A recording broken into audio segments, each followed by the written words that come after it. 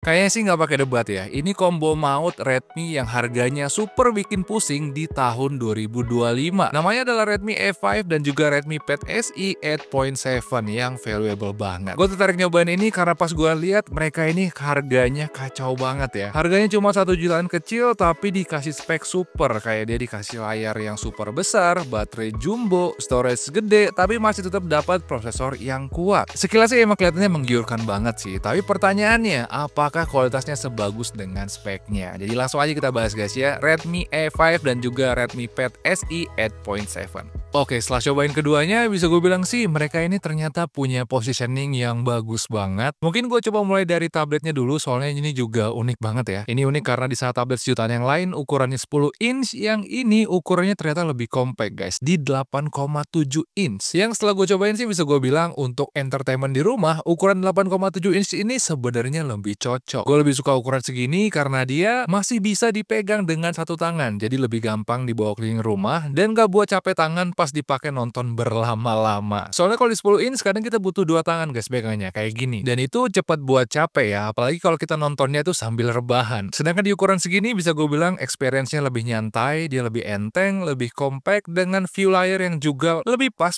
ditaruh dekat ke muka. Apalagi kualitas multimedia juga mumpuni banget, lengkap dengan warna, ketajaman, dan dual speaker yang terhitung cakep untuk kelasnya, sehingga dia nyaman nih kalau dipakai untuk entertainment di rumah. Mungkin kalau untuk ngegambar dan juga multitasking split screen, tablet 10 inch memang lebih enak. Tapi kalau kalian cari tablet untuk dipakai entertainment di rumah, kayak nonton-nonton, baca-baca artikel, lihat-lihat resep masakan, atau untuk mainan anak di rumah, gue sangat saranin cobain ukuran segini dulu guys. Karena kemungkinan kalian bakal lebih cocok dengan ukuran 8,7 inch ini. Terus yang gue suka juga kalau tablet compact di harga segini, biasanya speknya itu agak nanggung ya, kayak storage-nya kecil dan prosesornya itu nggak kenceng. Yang ini justru nggak kayak gitu. Walaupun harganya 1 jutaan kecil, ternyata Redmi Pad SE 8.7 ini langsung dikasih storage yang besar, yang ngebuat daya tampung data aplikasinya terhitung tinggi di kelasnya, soalnya ini storage-nya udah 128 GB. Ini bahkan setelah install 2 game sekalipun dengan full patch ya, penyimpanannya masih sisa banyak guys. Masih lega lah kalau mau dipakai untuk download film di Netflix. Dan yang gue suka juga kalau tablet di harga segini, baterainya itu masih di kisaran 5000 mAh,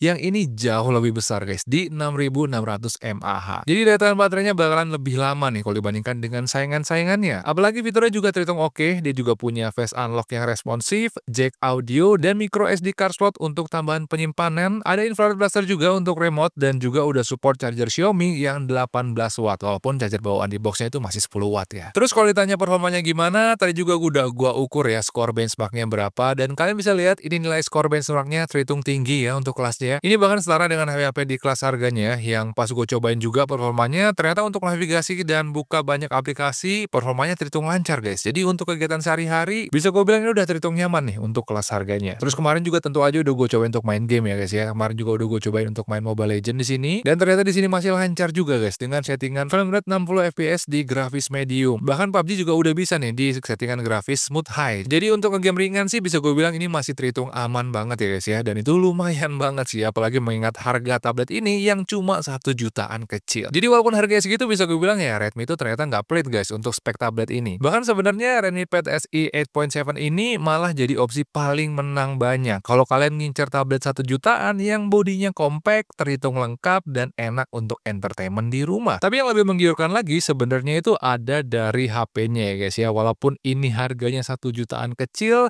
ternyata pas dicobain di sini ada banyak kejutan. Kayak pertama nih dari layarnya ya. Kalau yang lain biasanya ukurannya di 6,7 inch, yang ini udah 6,88 inch guys. Jadi paling lega lah di harga segitu ukuran layarnya. Terus kualitas layarnya juga terhitung langka di sini. Soalnya selain ukurannya besar, kualitas suaranya juga ternyata terhitung bagus, refresh rate-nya tinggi, udah 120 Hz, dan yang paling penting layarnya tuh responsif dan feel sentuhnya halus. Dan bagi gue itu wajib banget di highlight guys. Soalnya HP di harga segini biasanya kacanya itu agak perat dan kurang responsif. Jadi feel-nya itu emang agak terasa murahan gitu. Sedangkan di sini nggak sama sekali, ini feel sentuhnya enak dan sama sekali nggak ada delay pas dipakai main game. Ini penting banget sih dan sangat wajib kalian pertimbangkan kalau kalian cari kenyamanan dari HP 1 jutaan kecil. Tapi ternyata nggak cuma layarnya doang, di sini juga ternyata banyak yang dikasih ekstra ya, kayak contohnya dari baterainya. Jadi di saat HP sekelasnya tuh rata-rata baterainya ada di 5000 mAh, yang ini dikasih kapasitas baterai yang lebih besar guys, di 5200 mAh. Yang harusnya bisa ngebuat HP ini lebih tahan lama untuk diajak tempur sehari-hari. Plus mereka juga nggak kompromi soal chargeran, karena di dalam boxnya itu udah dikasih chargeran yang udah fast charging, bahkan di dalam boxnya pun masih dikasih casing. Jadi terhitung royal juga Redmi untuk HP termurahnya ini. Dan yang gue suka juga, walaupun body dan baterainya jumbo,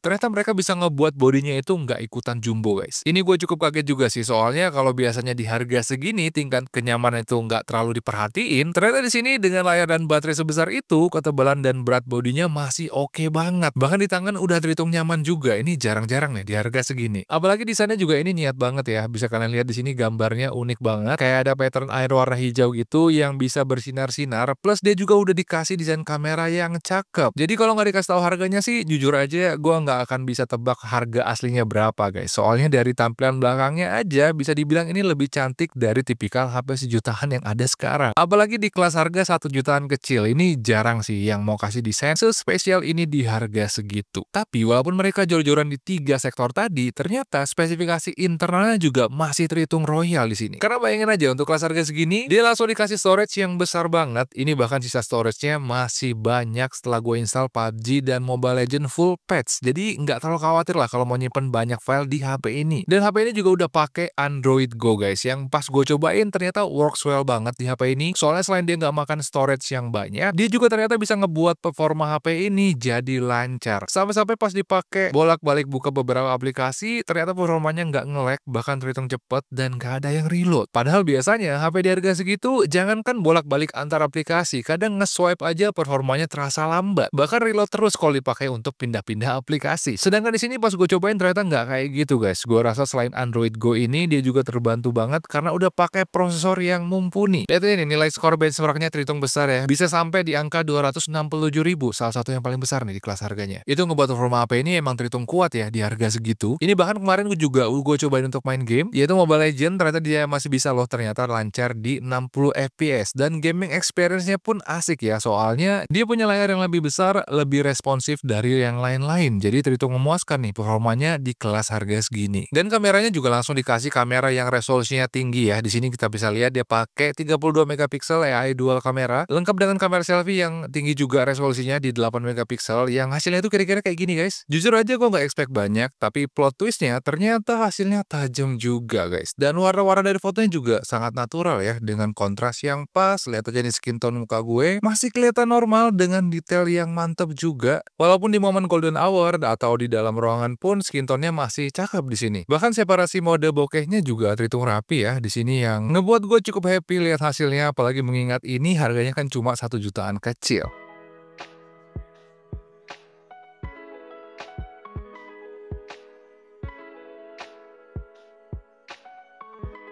Dan untuk videonya dia bisa record di resolusi 1080p 30 fps. Sebenarnya video memang bukan ranah HP sejutaan ya guys ya, tapi menurut gua di sini hasilnya lumayan lah ya karena pencahayaannya masih rapi. Bahkan tadi gua record video di dalam ruangan pakai kamera selfie pun masih terhitung oke hasilnya. Kayak gini nih contohnya. Videonya kira-kira kayak gini guys. Ini 1080p 30 fps. Jadi kita ada di dalam mall sekarang untuk ngetes gimana videonya. Tadi sih udah gua coba jalan ya, dan ternyata emang image stabilisasinya nggak ada guys. Jadi memang gak usah pakai jalan lah ya, kayak gini aja udah kelihatan gimana.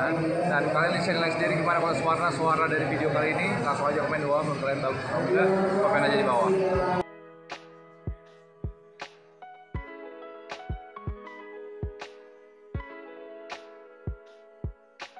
Terus pas gue cek juga untuk fitur ini juga terhitung lengkap. Kayak di sini dia udah dikasih side fingerprint sensor di bagian kanan, udah pakai USB-C port dan punya jack audio juga. Plus SIM tray-nya juga udah triple SIM, jadi kita bisa pakai dual SIM dengan micro SD card secara bersamaan di HP ini. Paling kurangnya di sini tuh nggak ada gyroscope dan juga NFC, tapi itu terhitung wajar lah ya, soalnya itu kan jatah-jatah fitur untuk HP yang harganya 1,5 jutaan ke atas. Jadi overall sih walaupun harganya sejutaan kecil, gue rasa HP ini terhitung lengkap juga spek dan fiturnya ya. Bahkan semua sektornya terhitung kuat juga, soalnya kayak layarnya dedikasi ukuran yang paling besar, baterai ekstra, kamera yang bisa diandelin, dan juga performa yang sangat mumpuni di kelas harganya. Jadi untuk semua kebutuhan sehari-hari, gua rasa sih ini bisa banget jadi opsi yang bagus banget di harga segitu. Tapi menurut kalian sendiri kira-kira gimana guys kedua HP ini, tablet dan juga handphone ini? Langsung aja komen pendapat kalian di kolom komentar di bawah, dan jangan lupa juga subscribe ya guys ya, biar nanti kita bisa ketemu lagi di video-video gue yang berikutnya. Makasih banget udah nonton. Ciao.